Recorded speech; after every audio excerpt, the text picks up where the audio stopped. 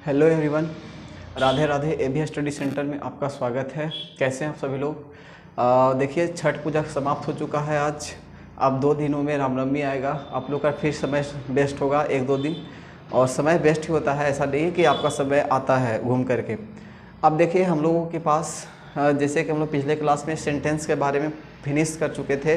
Sentence के बारे में पढ़े थे, लैंग्वेज पढ़े थे, आपको ग्रामर के बारे में जानकारी हासिल किए थे। तो आज हम लोग सिनोनिम्स के बारे में जानेंगे। आखिर सिनोनिम्स होता क्या है। बाकी आने वाले क्लासों में हम लोग पढ़ेंगे, नाउन्स के बारे में पढ़ेंगे, हो सकता है टेंस के बारे में पढ़ें, डैट मैटर। लेकिन अभी हम लोग पढ़ने वाले हैं किसके बारे में, तो सिनोनिम्स के बारे में जानकारी हासिल करेंगे। सिनोनिम्स का मतलब होता है भाई समानार्थी शब्द होता है।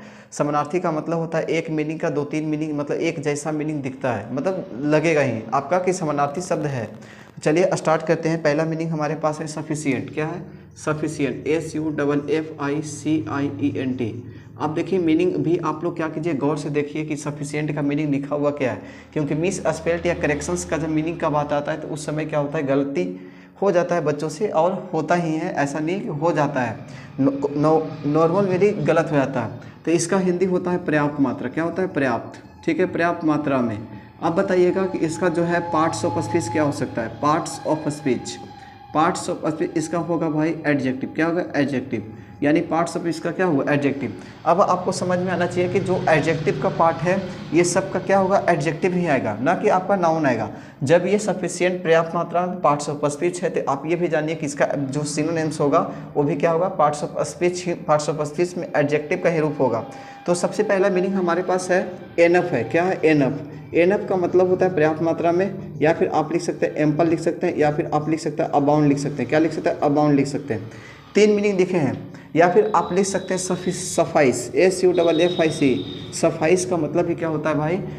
मतलब कि ज़्यादा मात्रा में या फिर पर्याप्त मात्रा में होता है। ठीक है, सफाइस हो गया। या फिर आप कॉपियस लिख सकते हैं, COPIOUS, कॉपियस लिख सकते हैं। या फिर आप लिख सकते हैं प्लेंटीफुल। क्या लिख सकते हैं? प्लेंटीफुल लिख सकते हैं, प्लेंटीफुल लिख सकते हैं। फिर आप ये लिख सकते हैं एडिक्वेट लिख सकते हैं, एडिक्वेट।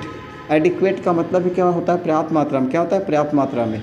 तो इस प्रकार से आपको मीनिंग को हर तरीके से क्या करना है। अगर जो आपको बोर्ड एग्जाम में बैठेंगे 12th लेवल में, तो आप जैसे ही बैठेंगे तो अगर जो सिनोनिम्स आ गया, जब तक आपको चारों ऑप्शन नहीं पता हो, चारों ऑप्शन का हिंदी नहीं पता हो, तो आप उसका आंसर नहीं दे सकते। आपको हर चीज़ का हिंदी पता होना चाहिए। जैसे कि हम सफिशिएंट लिखे हैं तो enough, ample, abound, suffice, copious या प्लेंटीफुल, एडिक्वेट, ये सब मीनिंग लिखे हैं। या फिर एक मीनिंग और लिख सकते थे, प्लेंटी ऑफ। क्या लिख सकते थे? प्लेंटी, प्लेंटी ऑफ लिख सकते हैं। ठीक है, तो ये भी मीनिंग क्या है, यानी हिंदी सबको पता हो तब आप चारों ऑप्शन को छाट पाइएगा, यानी हटा पाइएगा। दूसरा मीनिंग हम लेते हैं। दूसरा मीनिंग है एसिडियस। क्या? एसिडियस। एसिडियस का मतलब क्या होता है? एसिडियस। अब बताइएगा एसिडियस जो है पार्ट्स ऑफ स्पीच में क्या है। कोई व्यक्ति क्या है? मेहनती है, बहुत ज़्यादा मेहनती है, मेहनत कर रहा है, तो हम उसको क्या कहते हैं? एसिडियस। क्या बोलेंगे? एसिडियस, यानी हार्ड वर्किंग। यानी कि हम इसको पार्ट्स ऑफ स्पीच, इसको भी हम क्या मानेंगे? एडजेक्टिव मानेंगे। क्या मानेंगे? एडजेक्टिव मानेंगे। यानी हम इसको बोल सकते हैं हार्ड वर्किंग बोल सकते हैं। क्या बोल सकते हैं? पहला मीनिंग आ चुका है हार्ड वर्किंग। दूसरा हम बोल सकते हैं डिलीजेंट। क्या बोल सकते हैं? डिलीजेंट का मतलब भी क्या होता है? Hard working. तीसरा मीनिंग हम बोल सकते हैं भाई, इसी चीज़ का तीसरा मीनिंग हम बोल सकते हैं क्या? लेबोरियस। क्या बोल सकते हैं? लेबोरियस। लेबोरियस का मतलब भी क्या होता है? हार्ड वर्किंग होता है। लेबोरियस का मतलब क्या होगा? हार्ड वर्किंग होता है। फिर हम बोल सकते हैं टॉयल। टॉयल का मतलब हार्ड वर्किंग होगा। फिर लिख सकते हैं टायरलेस। टायरलेस, टायरलेस जो कभी नहीं थकता हो, क्या है? वो हार्ड वर्किंग है। टायरलेस बोल सकते हैं TIRE, बोल सकते हैं TIRELESS। टायरलेस का मतलब क्या हुआ? हार्ड वर्किंग हुआ। ये 3-4 मीनिंग लिखे हैं। आप याद रखिएगा कि एसिडियस का मतलब होता है मेहनती होता है। सबका हिंदी लिख दे रहे हैं। ठीक है, सबका क्या लिख दे रहे हैं? हिंदी लिख दे रहे हैं। एक मीनिंग और लिखिए, पेडांटिक लिख लिए, पेडांटिक। पेडांटिक का मतलब भी क्या होता है? हार्ड वर्किंग होता है। डेट मीन्स हम लिख दे रहे हैं मेहनती। क्या लिख दे रहे हैं? मेहनती। ये पार्ट्स ऑफ स्पीच, इसका रूप क्या है? पार्ट्स ऑफ स्पीच में इसका रूप जो होगा, इसका रूप जो होगा विशेषण का होगा। किसका होगा? विशेषण का। डेट मीन्स हम बोल सकते हैं एडजेक्टिव है। क्या है? एडजेक्टिव है। तो आप देखिए, हम ये बताना चाह रहे थे कि सफिशिएंट का 1 2 3 4 5 6 7 मीनिंग बताए हैं। 7 1 8 मीनिंग बताए हैं। यानी एक मीनिंग का 8 याद हो तो ऑप्शन में आता है कितने? 4। ऑप्शन में कितने आते हैं? 4, ABCD E। यानी अब हटा सकते हैं। एसिडियस का मतलब hard working, diligent, laborious, toil, pedantic, tireless, ये पार्ट्स ऑफ स्पीच में एडजेक्टिव है। इसका हिंदी होता है मेहनती। क्या होता है? मेहनती। तो ये 2 मीनिंग हम आपको अभी बताए हैं, 2 मीनिंग को ध्यान से देखिए। अगर जो आप कॉपी किताब लेकर के बैठते हैं तो आप लिखे भी ऐसा है, ठीक है। आपको 12th में, अगर जो आप 12th में काम नहीं देगा तो हो सकता है आगे काम दे, ऐसा भी तो हो सकता है। सिर्फ 12th के बाद 12th लेवल पे ही अगर जो आप 12th के भरोसे बैठे रहे तो कुछ नहीं हो सकता, क्योंकि 12th में सवाल पूछा जाता है, सच्चाई बताते हैं आपको। सवाल पूछा जाएगा, 100 ऑब्जेक्टिव रहता है, जिसे 50 को छाट करके बच्चों को बनाना रहता है, जिसमें ही बच्चे क्या करते हैं कि हार मान लेते हैं कि नहीं बनेगा। जिसमें कितना आता है 34, 35, 36, ठीक है। अगर जो 100 में 50 आप छाटिए तो आप देखिए 50 से 50 बनेगा। जब से बिहार बोर्ड क्या किया है, 100 में 50 को हटा करके मतलब कि बनाना है, तो आपको तो फिर सुनहरा मौका मिल जाता है, ठीक है। तो इस प्रकार से आपको क्या करना है कि इसको देखना है।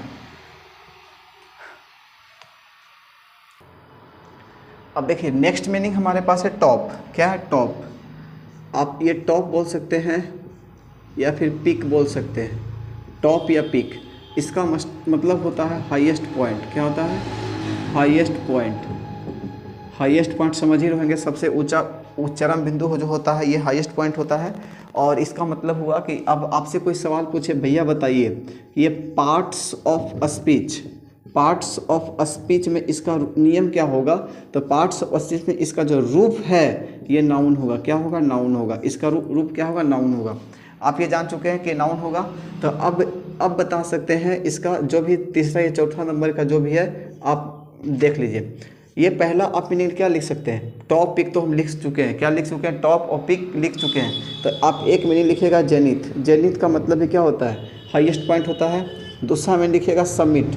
समिट का मतलब भी क्या होता है? हाईएस्ट पॉइंट होता है, ठीक है। या फिर आप लिख सकते हैं टॉप गैलेंट। तीसरा मीनिंग क्या लिखिएगा? Top Gallant, GALLANT। Top Gallant का मतलब भी क्या होता है? हाईएस्ट पॉइंट होता है। या फिर आप लिख सकते हैं एकमी। चौथा नंबर पे क्या लिख सकते हैं? एकमी। एकमी का मतलब भी क्या होगा? हाईएस्ट पॉइंट होगा।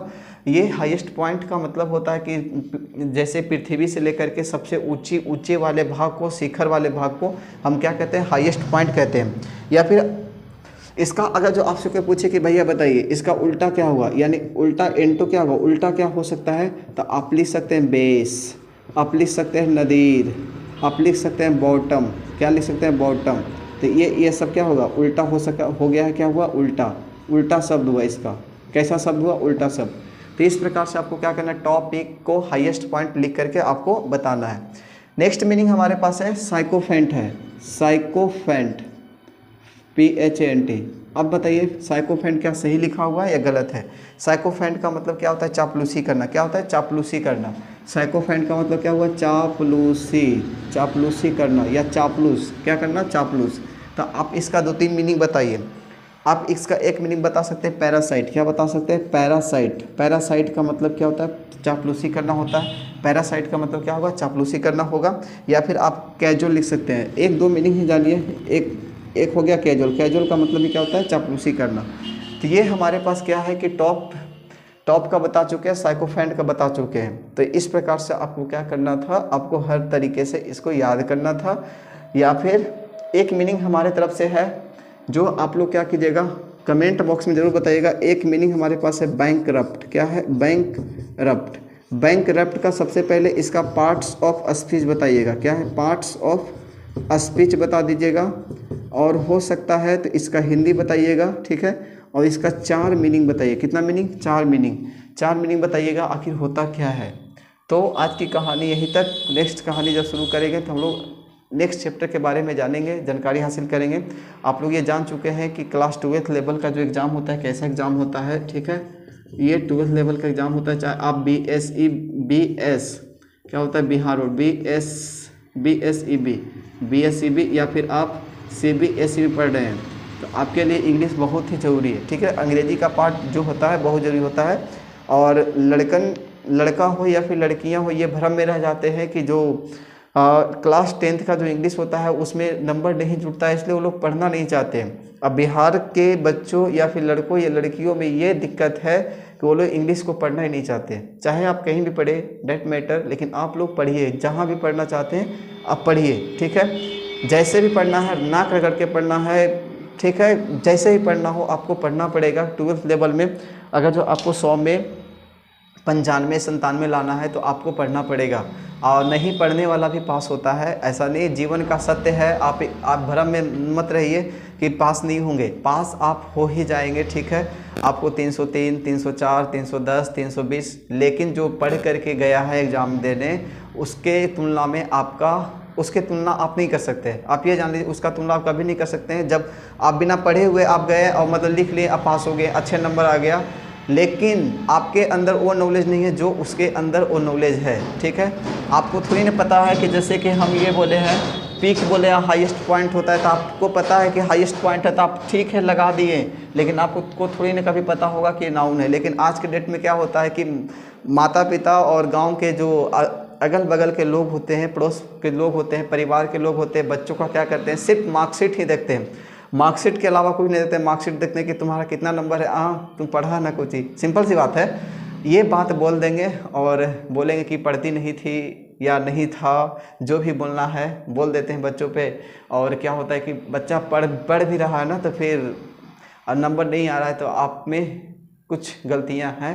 आप उस चीज़ को क्या करें, सुधार करें। और प्रेशर ज़्यादा नहीं देना है बच्चों पे, अपने प्रेशर नहीं दीजिए। जैसे पढ़ रहा है पढ़ ही रहा है, ठीक है। तो आज की कहानी तक, मिलते हैं कल, नेक्स्ट वीडियो मिलते हैं। और रामनवमी का त्यौहार 1-2 दिनों में मनाइए और मस्त रहिए, व्यस्त रहिए, हमेशा के लिए हंसते मुस्कुराते रहिए। Thank you.